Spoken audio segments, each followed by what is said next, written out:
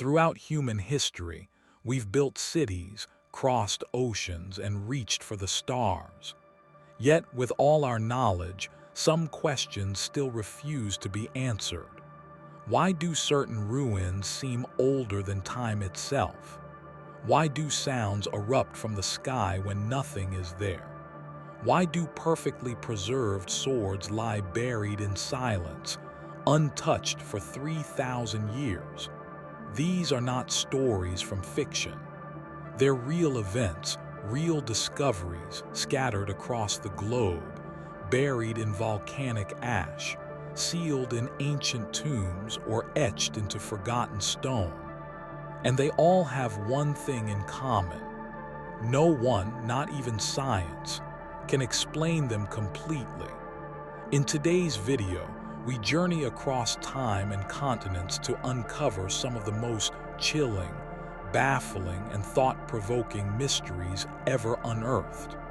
From the depths of the Amazon jungle to the icy voids of Antarctica, from ancient catacombs to bridges that predate recorded history, some of these stories will fascinate you, some will haunt you, but all of them will challenge what you think you know about the world. So fasten your seatbelt, because this journey into the unknown starts now. In the heart of ancient Greece on the island of Crete lives a story older than history, a half-man, half-beast creature, a king's twisted secret, and a labyrinth so complex no one who entered ever returned. This is the legend of the Minotaur, a creature imprisoned in an endless maze beneath the palace of King Minos, a monster that fed on human sacrifice, and a structure so bewildering it defied the laws of architecture and logic. But what if it wasn't just a myth? What if the labyrinth was real? For over a century, archaeologists have searched the island of Crete and beyond, looking for the truth behind the legend. And their findings are as strange as the tale itself. The first candidate, Knossos, once the vibrant center of the Minoan civilization, its ruins stretch like a puzzle of stone, twisting corridors, endless rooms, some so confusing that even modern researchers lose their way. Could this be the legendary maze? Many believe so, but not all.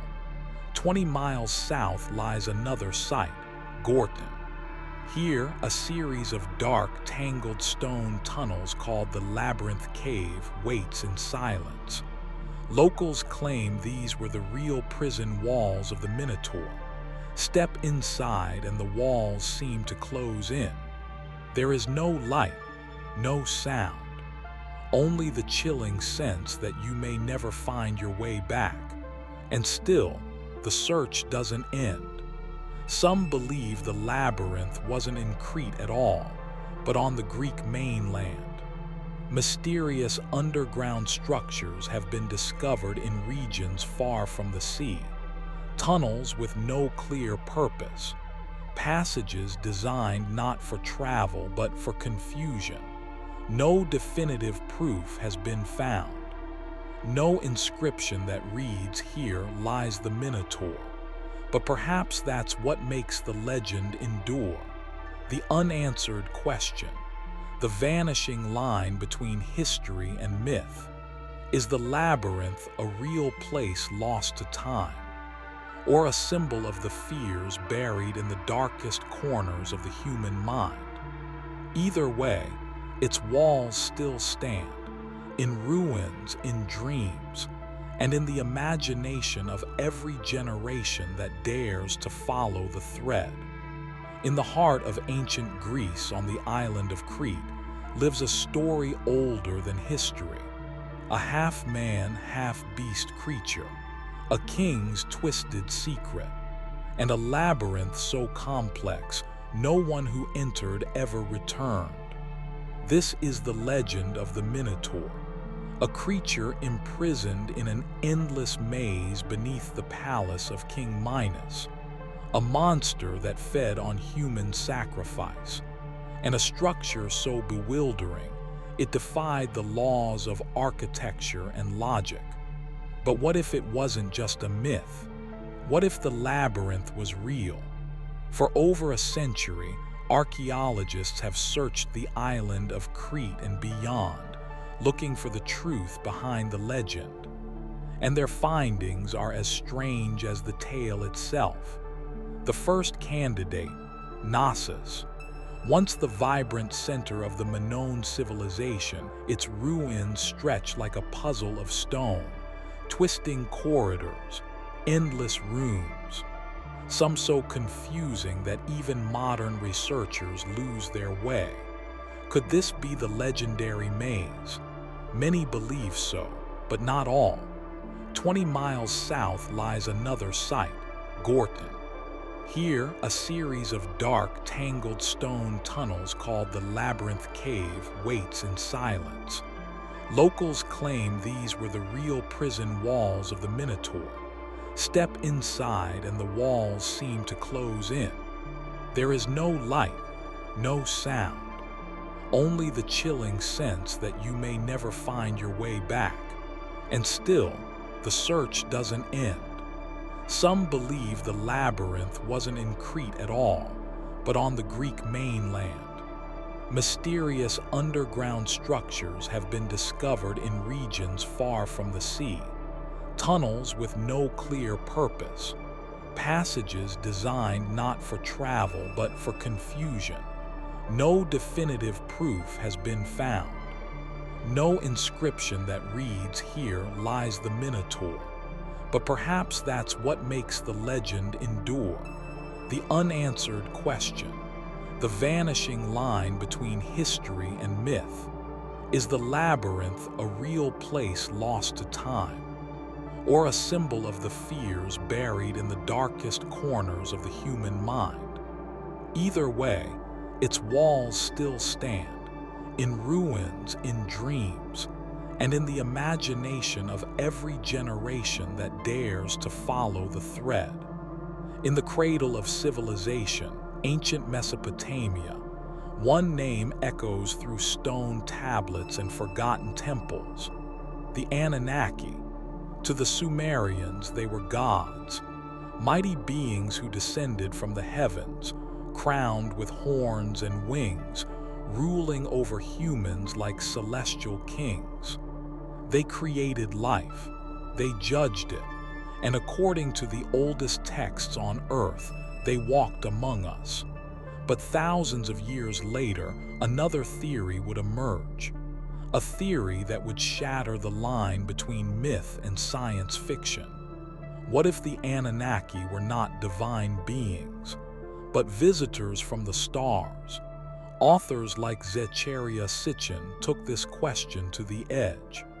He translated ancient Sumerian texts in a radically different way. He claimed the Anunnaki came from a distant planet, Nibiru, that they needed gold to repair their atmosphere, and to get it, they came to Earth. But they didn't want to mine it themselves, so they created workers.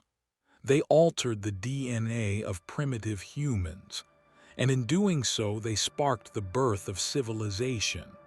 Temples, laws, agriculture, all part of a plan not from gods but from advanced extraterrestrials.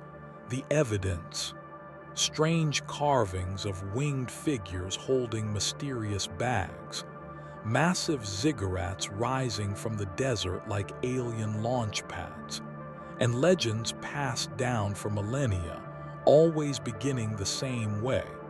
They came from the sky. Skeptics call it fantasy. They say the bags were symbols of life, that ziggurats were built by thousands of workers, not spaceships, that the gods of old were merely human imagination trying to explain the unknown. But still, questions remain. How did the Sumerians gain such sudden knowledge of astronomy, agriculture, and mathematics? Why do stories of sky beings appear in ancient cultures across the globe, from Egypt to Mesoamerica? Are we remembering our creators, or just projecting our hopes and fears onto the stars? The Anunnaki remain a mystery, whether divine, alien, or something else entirely. They stand as a symbol of everything we still don't understand about our own beginning, and a reminder that sometimes the oldest stories may hold the most terrifying truths. Long before campfires flickered in the night, before horror novels or vampire films ever existed, humanity was already haunted by creatures it could not explain. But where did the first monsters come from? Not from medieval castles or dark European forests. The very first vampires, it turns out, were born in the cradle of civilization, ancient Sumer. Over 5,000 years ago, the Sumerians spoke of spirits called Edimu. They weren't seductive. They weren't even flesh. They were souls denied proper burial. Wandering shadows that slipped into homes, drained the life force of the living, and spread unseen disease. They didn't bite necks. They didn't leave marks. They just took. From this fear, the fear of improper death, of spiritual unrest, the first vampire legend took root, not in blood but in silence. Yet this fear wasn't unique to Mesopotamia. Thousands of years later, across the misty highlands of Scotland, another nightmare danced in the woods. The Bay-Ab Sith, half woman, half deer. She wore flowing green dresses and appeared as a beautiful maiden. But if you accepted her invitation to dance, it would be your last. With razor-sharp claws, she would tear into her victim, draining them of blood beneath the moonlight. No coffins, no bats, just beauty turned into death. Two monsters, worlds apart. One a wandering ghost from a desert land, the other a forest seductress with hooves hidden beneath her gown, and yet both born from the same root. The fear of what happens when the line between the living and the dead is blurred. When death refuses to stay buried. As centuries passed, the stories evolved. The vampire grew fangs, gained a castle, became a count, but its essence remained unchanged. A symbol of loss, of desire turned deadly, of something lurking just beyond the veil of understanding. So the next time you hear a story of a monster, ask not what it looks like, but what fear created it, because monsters aren't born. They're remembered. Sometimes it only takes a single coin to unravel history. Not a treasure chest, not a grand discovery, just one coin buried in the mud. In a quiet English field in Cheshire, a farmer stumbled upon something strange. A small, ancient coin, not Roman, not Saxon, but Chinese, cast nearly 1,000 years ago, half a world away. Soon after, another was found, this time in Hampshire, deep in the southern soil. Same era, same origin, same question. What were two Chinese coins doing buried in medieval England? The simplest explanation: they were dropped by Victorian collectors. In the 1800s, fascination with the East swept across Europe. Coins, porcelain, silk, all became prized items among the elite. Maybe someone simply lost them. But what if they're older, much older? Dr. Caitlin Green of Cambridge University doesn't buy the collector theory. Both coins were found near medieval artifacts, items untouched for centuries. In fact, One was discovered just meters from where ancient Chinese porcelain had also been unearthed. Another was mixed among Roman coins and artifacts from the 1500s. Could this mean that Chinese goods reached England before the modern age, before Marco Polo, before Europe ever imagined the Silk Road? Historical records offer hints. In 1254, a Flemish monk wrote of an Englishman living in the Mongol capital. By 1264, Mongol envoys crossed the English Channel. In 1313, King Edward II even sent a letter to the Chinese emperor. Trade, diplomacy, curiosity. Perhaps the medieval world was more connected than we think. These coins aren't just currency. They are whispers, fragments of forgotten journeys, clues that challenge the neat timelines we've been taught. In the end, maybe the real story isn't how the coins got here, but how much of history we still haven't found. Buried not in deserts or temples, but under quiet English fields, waiting for someone to dig just a little deeper. In the hills of Somerset, England, lies a pit. To the eye, it looks like nothing, but beneath its surface waits something horrifying. Archaeologists found more than 3,000 human bone fragments, not carefully buried, but broken. Scattered, dismembered, they belong to at least 37 people. Men, women, children. Some skulls were crushed, some limbs were sliced. The bones showed precise, even cuts, and some had bite marks, human bite marks. This was not a grave. It was a massacre. At first, experts thought it was a desperate act, a community starving, forced to eat the dead. But then they found bones of cattle too. There was no famine, there was food. So why the cannibalism? Professor Rick Schulting of Oxford studied the remains.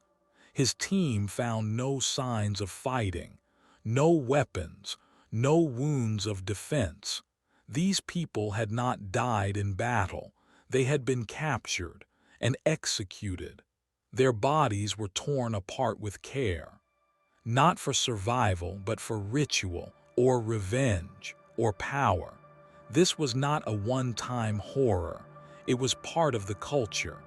The people who did this may have believed in something, or feared something, or simply wanted to send a message.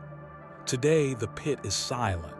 The bones are locked away, but the echoes remain, because in that quiet hole in the earth, we see a truth that history rarely admits. That cruelty does not need a reason, only permission. In the 1950s, deep in the earth near Ishikawa, Japan, archaeologists made a discovery. They believed they had found the remains of a prehistoric human, bones buried in silence for 20,000 years.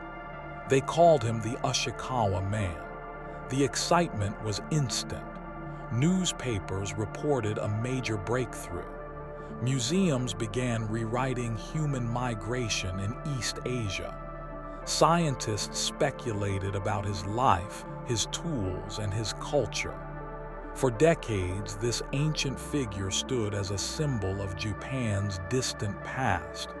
He was cited in textbooks. He was celebrated in academic circles. He was even honored in public exhibitions. But then came the doubts. In the late 1980s, some researchers noticed strange details. The bones didn't look entirely human. The shape of the jaw, the size of the skull, something felt off. Still, they dismissed the concerns. After all, no large bear fossils had ever been found in Japanese archaeological sites. And so, the mystery remained buried again. It wasn't until the 2000s that technology finally caught up.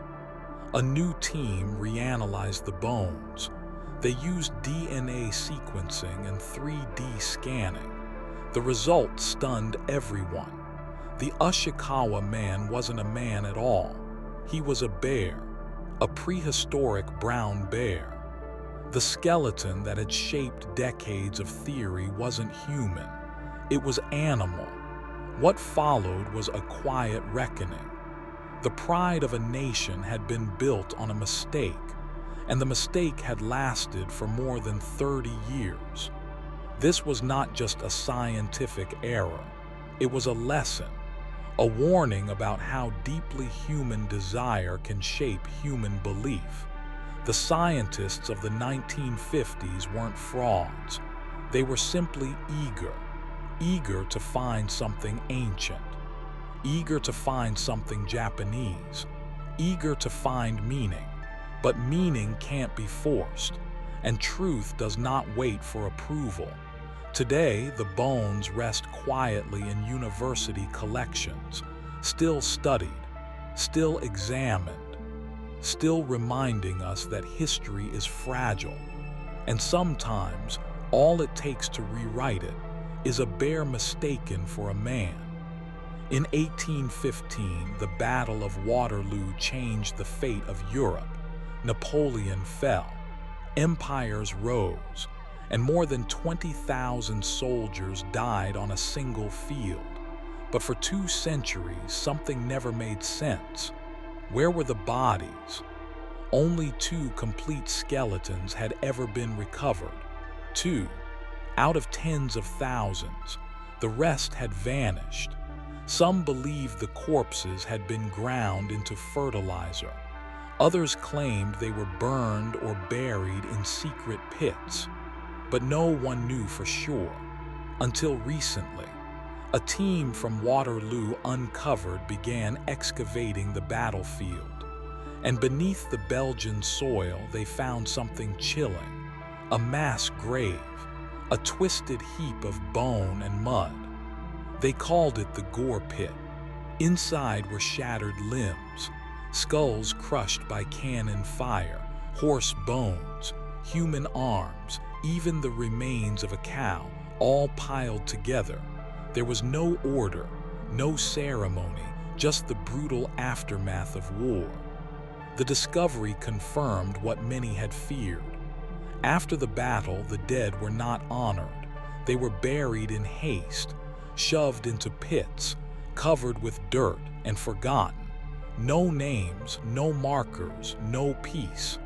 These were not just soldiers, they were fathers, brothers, sons, reduced to remains, mixed with animals, buried in silence. Today the field is quiet, tourists walk the ground, statues mark the site, but beneath their feet the past still breathes. There are more pits, still hidden, still waiting. Every shovel of earth brings the truth closer. The Battle of Waterloo ended in a day, but its shadow has lasted for centuries. And now, as the bones come back to light, so does the price of glory, paid not by generals, but by those whose names we'll never know. Sometimes history is hidden just beneath the pavement. In 2019, construction workers in Connecticut were building a new bridge. They dug into the ground near the Farmington River and uncovered something no one expected. Not pipes, not stone, but ancient tools, bones, and fire pits over 12,000 years old. Archaeologists rushed to the site. What they found changed everything. More than 15,000 artifacts were buried beneath the soil. Stone blades, spear points, charcoal from ancient fires, post holes from shelters long vanished. This wasn't just a random campsite. It was a Paleo-Indian settlement, one of the oldest ever discovered in the eastern United States. Before this, many doubted that early humans had reached New England so soon. The climate was harsh. The glaciers had only recently retreated, but this site proved they were here, hunting, resting, living, long before history ever began to write their names. The discovery revealed the presence of the first Americans, migrating with the seasons, following rivers and game trails, leaving behind tools carved from stone and memory. Each artifact told a story, not just of survival, but of intelligence, craftsmanship, and community. It also served as a reminder that history is everywhere, not just in temples or tombs, but under sidewalks, bridges, and backyards. Today, the bridge stands finished. Cars drive across without knowing what lies below. But beneath the concrete flows a different kind of current, one made not of water, but of time. The first people of Connecticut are gone, but the earth remembers, and every now and then it whispers, if we're willing to dig deep enough to listen. In the quiet city of Nördlingen, Germany, archaeologists opened a 3,000-year-old tomb.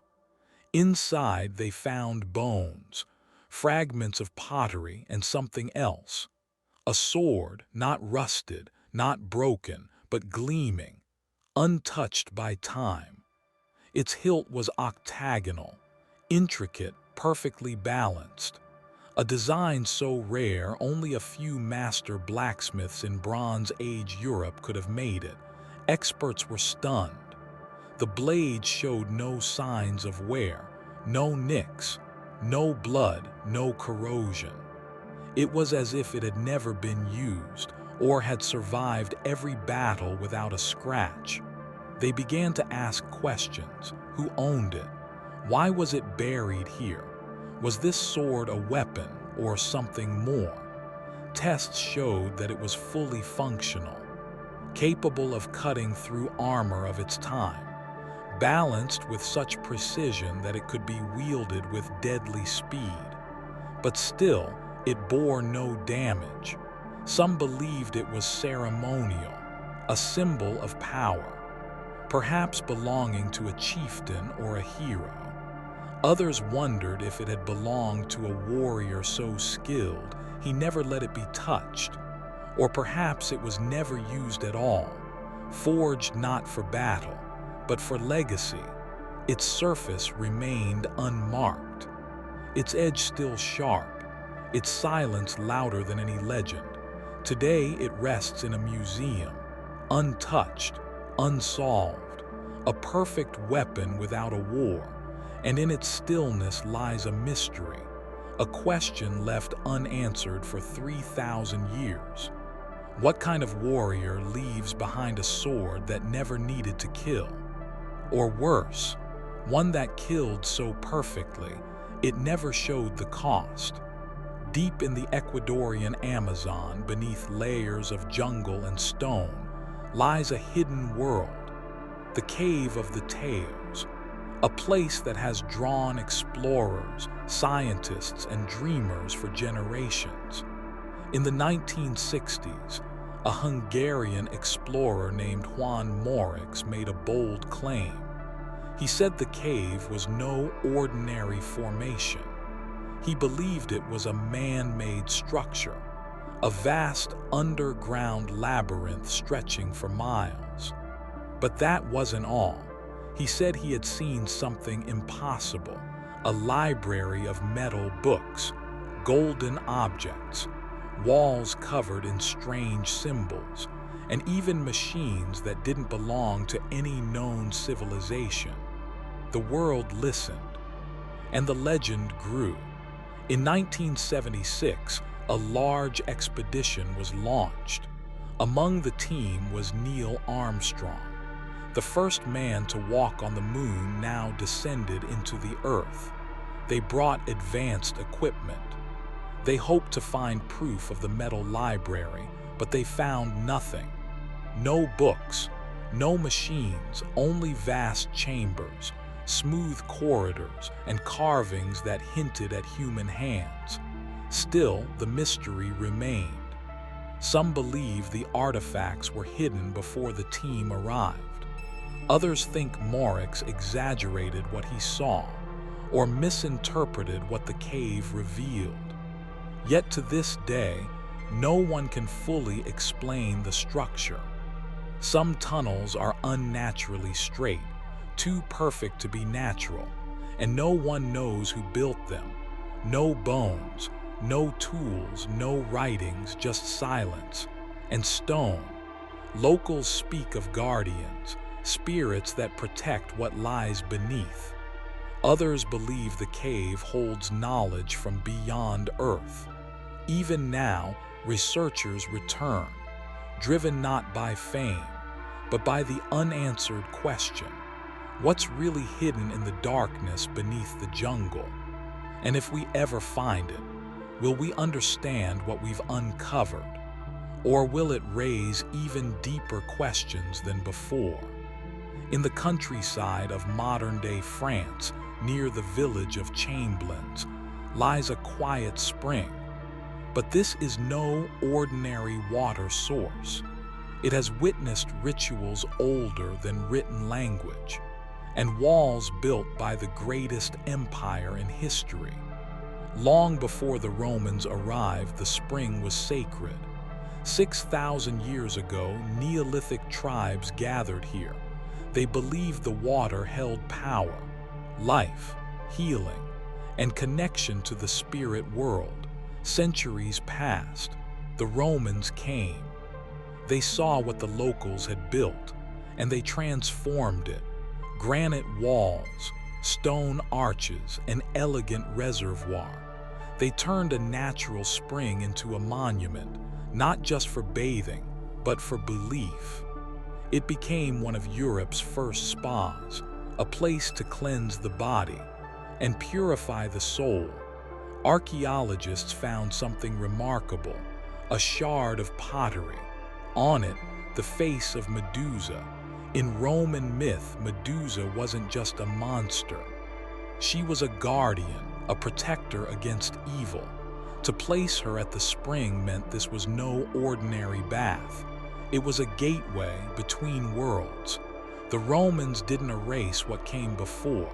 They built upon it, layer by layer, faith over faith, stone over soil. Today, the spring is silent.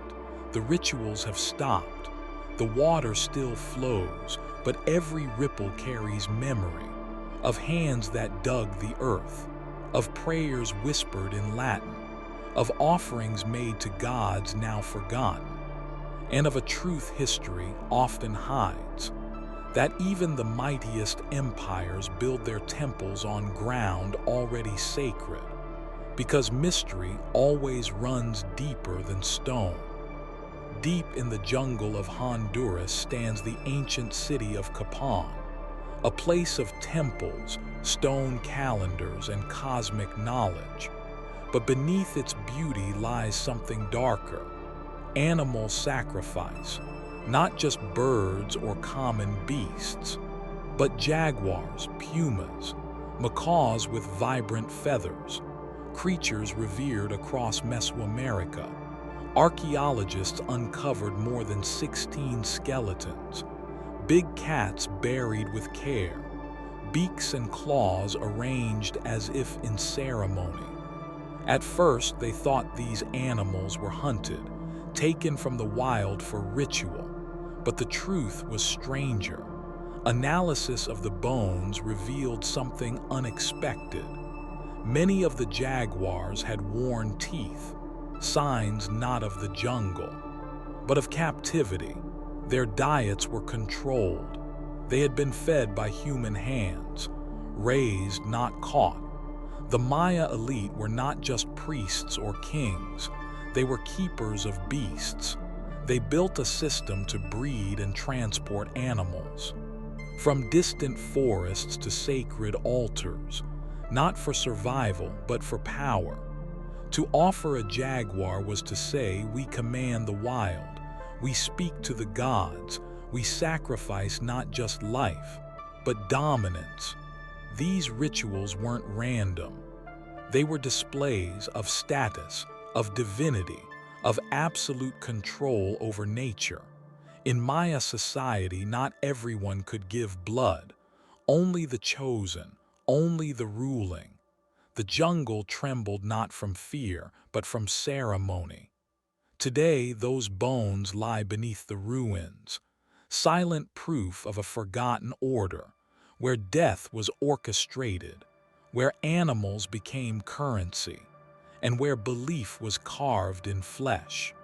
In the northern reaches of Scotland, where wind meets sea, stands a silent circle of stone. The Ring of Brodgar, massive, ancient, and unexplained, built over 4,000 years ago, older than the pyramids, older than Stonehenge, and nearly as vast.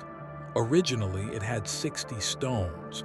Today, 27 still stand, tall, weathered, unmoved by time.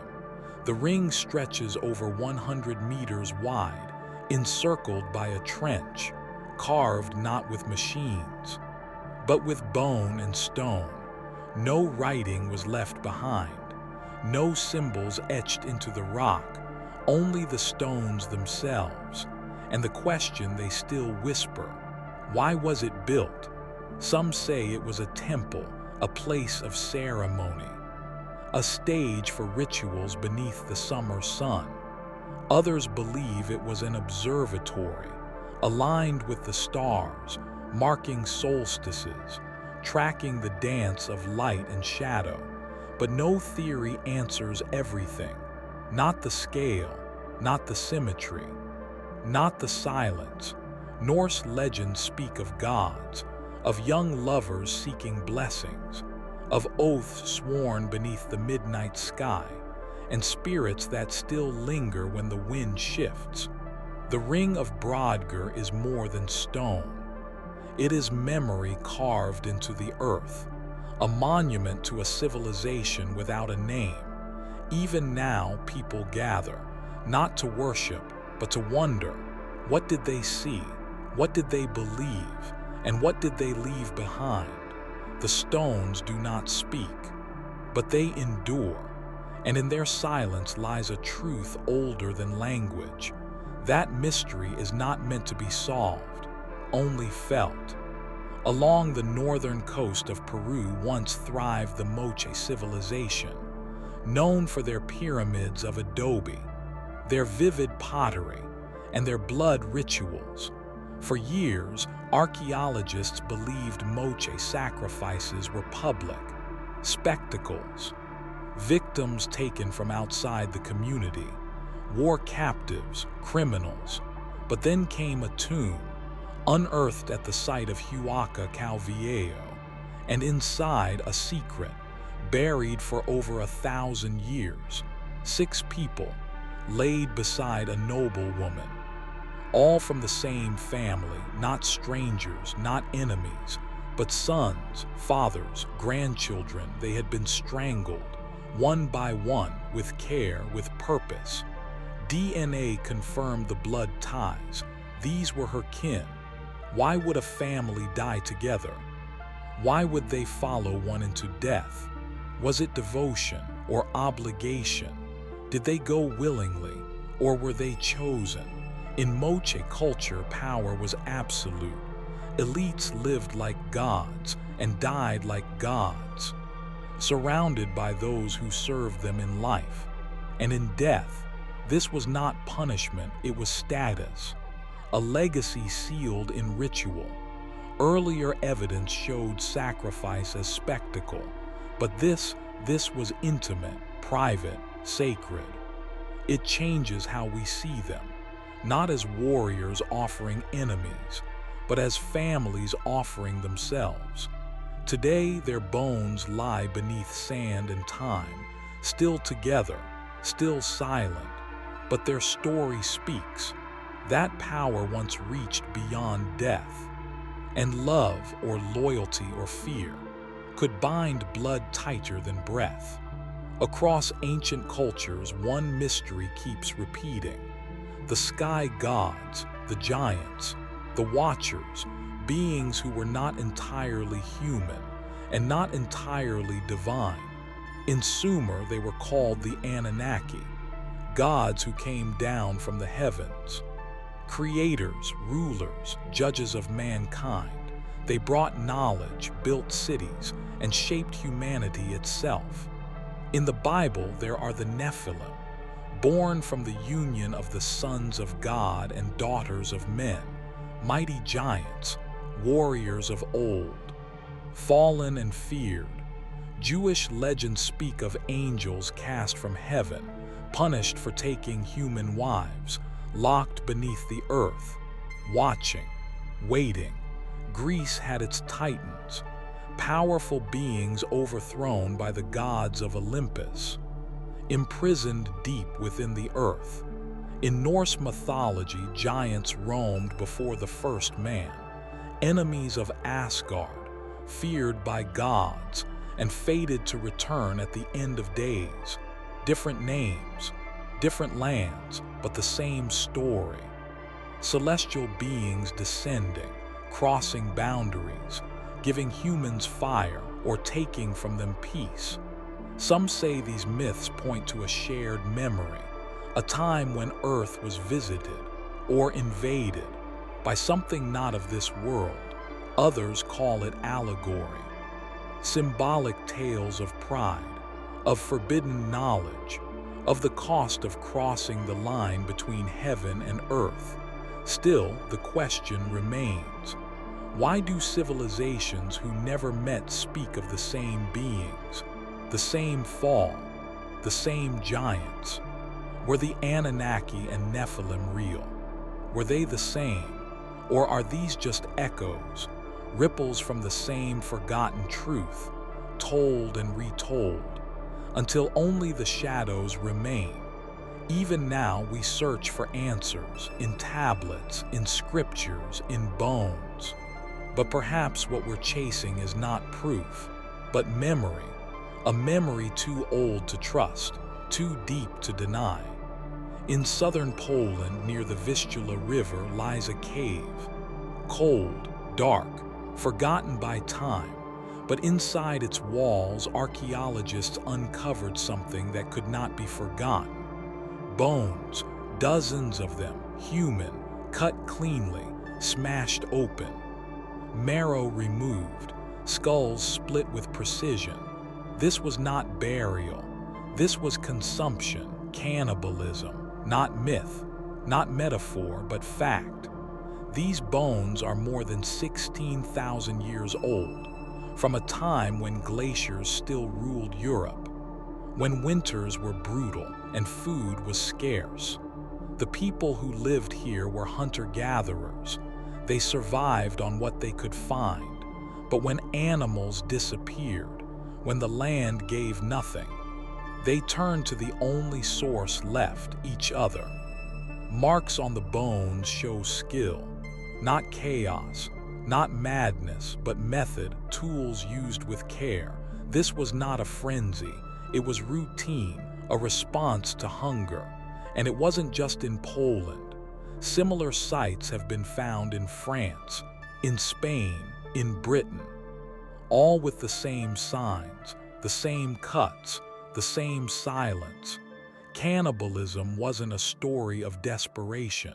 It was a strategy, a way to endure when nature turned its back. Today, the cave is quiet. The bones rest in museums. But their message is clear. Survival is not always noble. Sometimes it's brutal. Sometimes it asks the unthinkable. And sometimes we say yes. Because long before civilization, long before laws, there was only one rule: live, no matter the cost. Along the Nile, where the desert meets the river, stood a forgotten kingdom. Nubia, powerful, proud, Christian.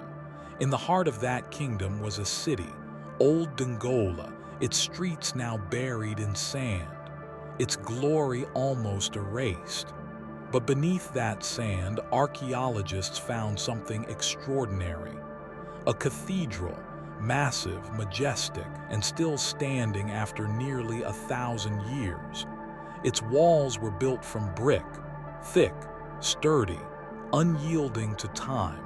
Inside were frescoes, saints with golden halos, stories from the Bible painted in vivid color, images of angels once worshipped by desert kings.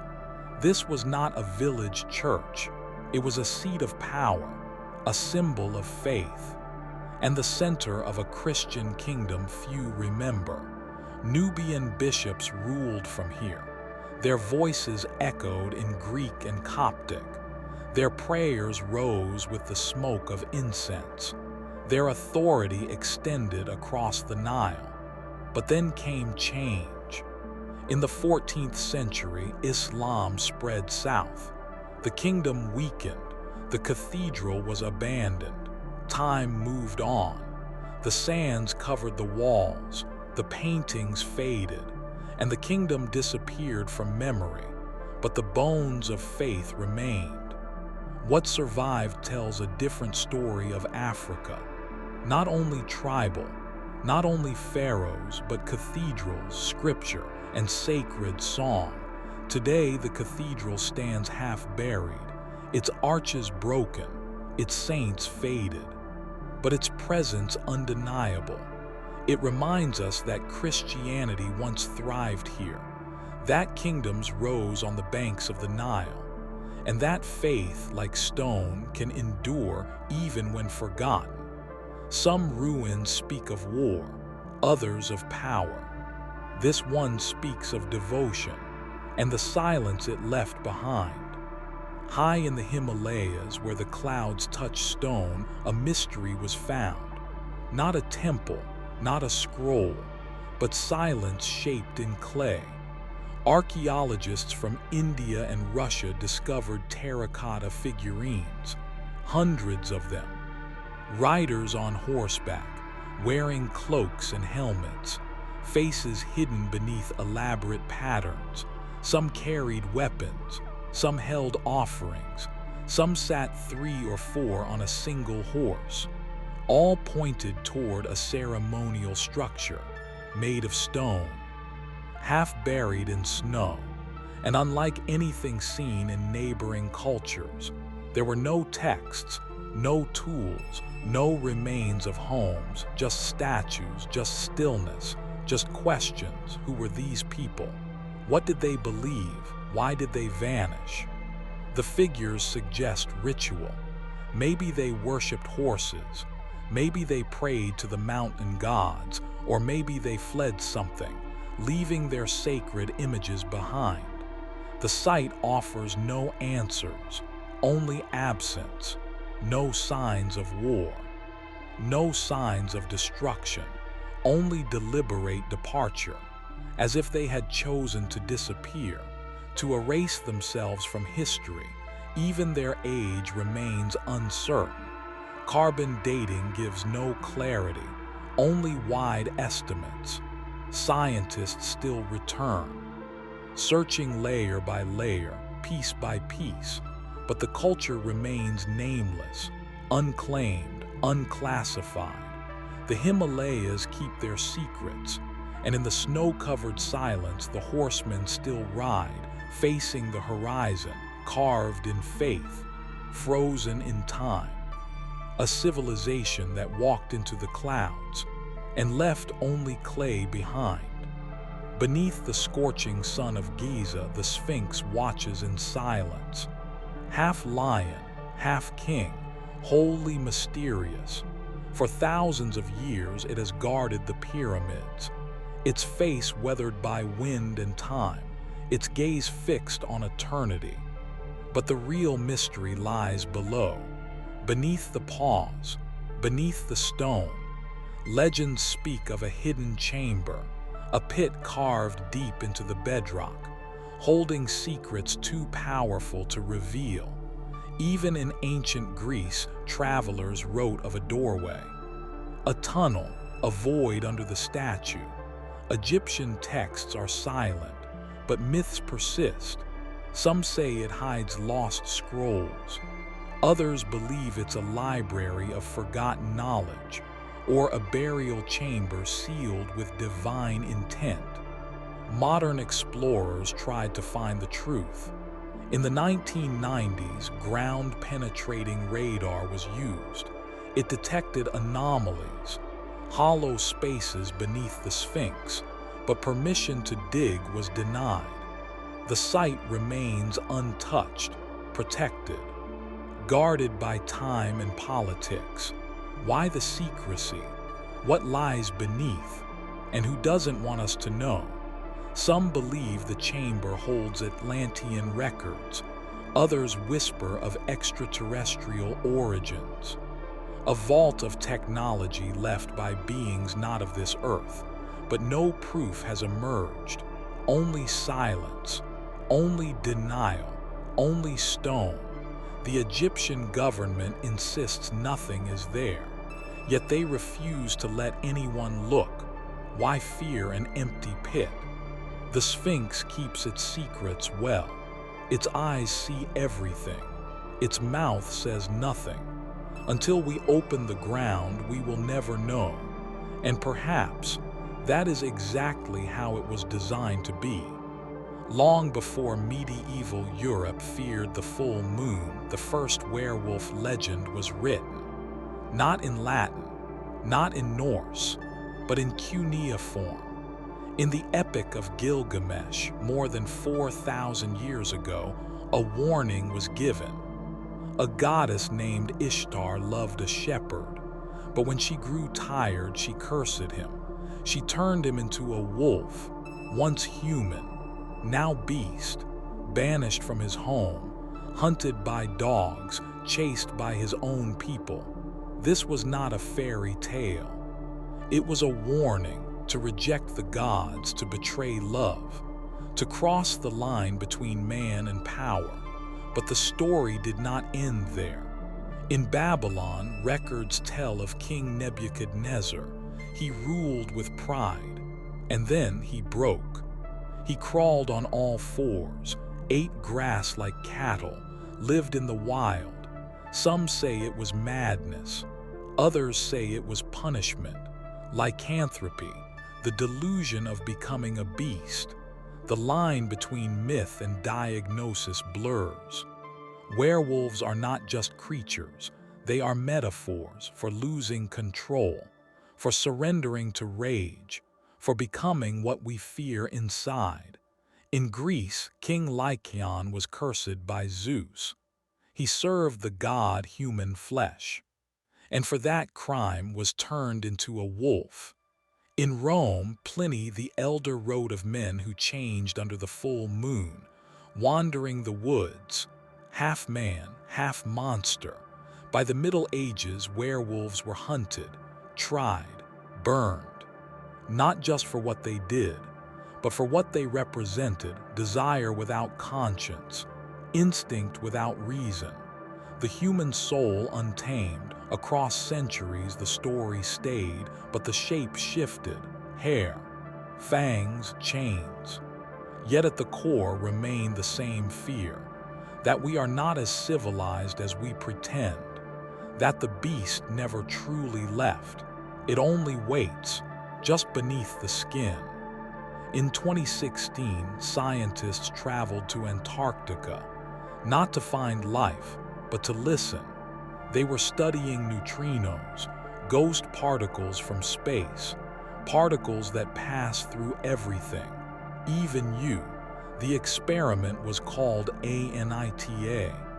A balloon flew high above the ice, listening for whispers from the cosmos.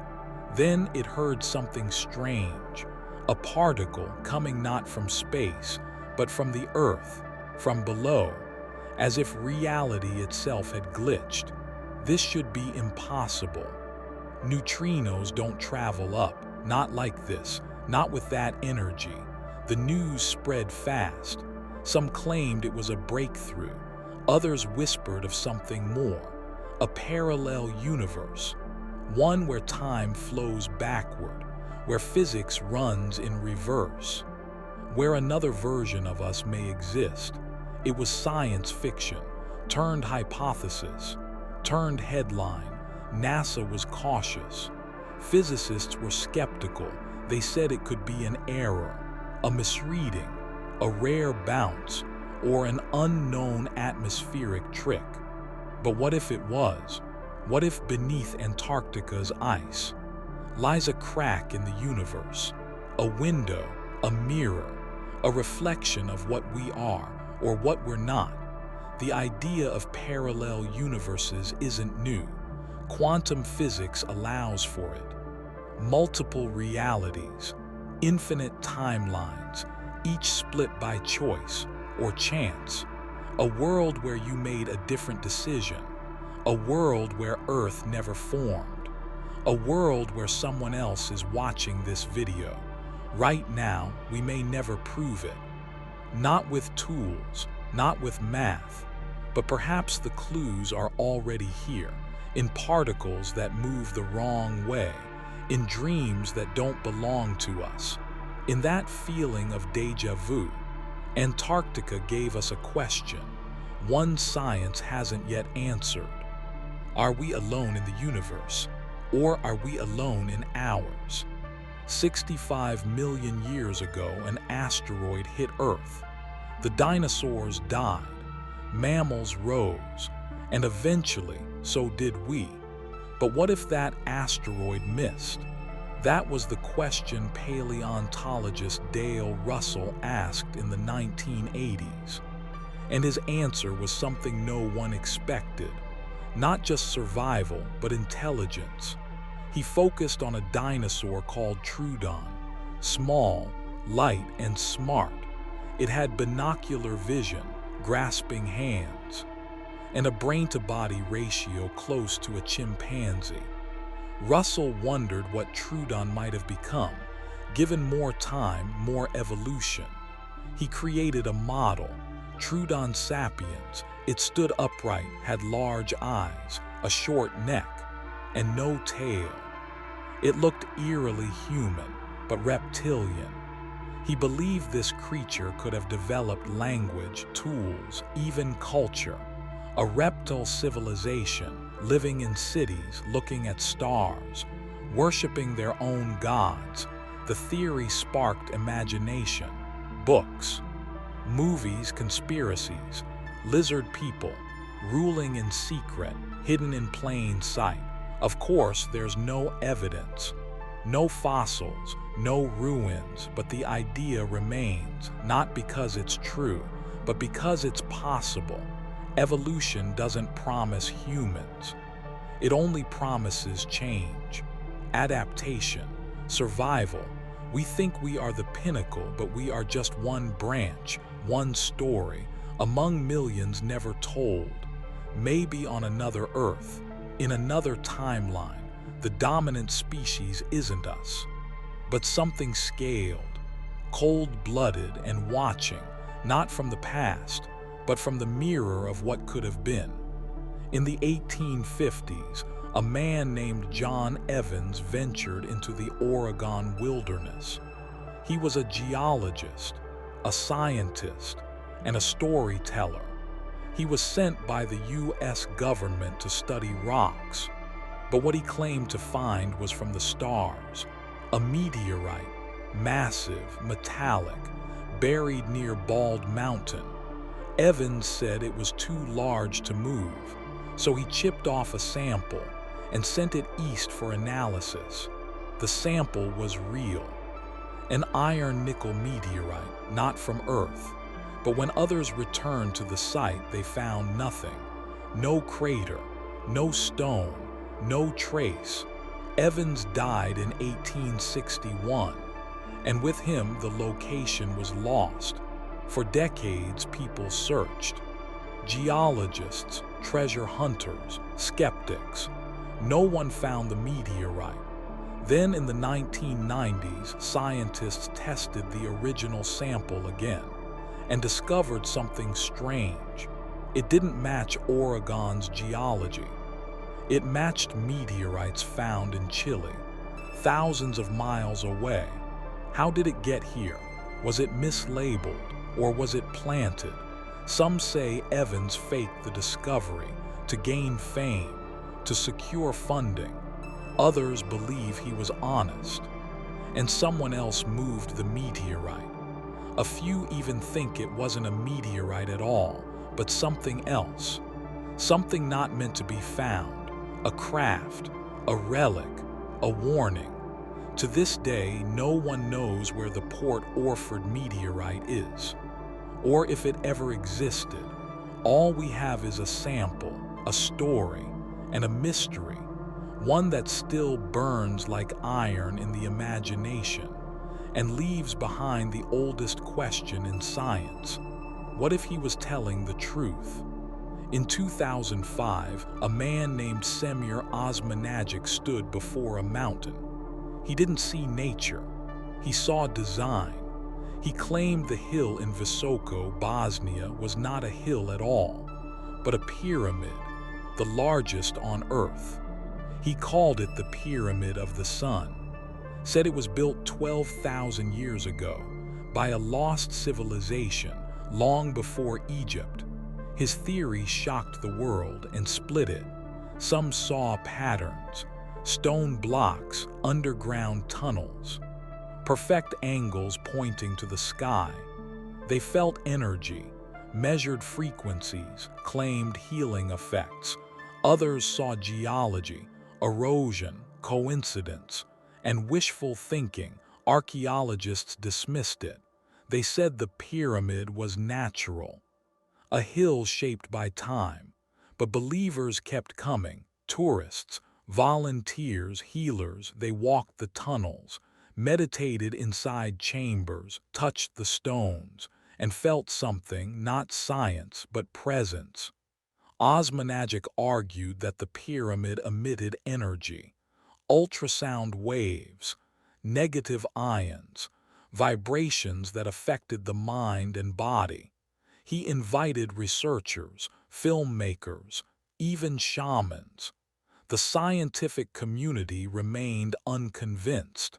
No peer-reviewed proof, no confirmed artifacts, no evidence of human construction. But the visitors didn't need proof. They had belief.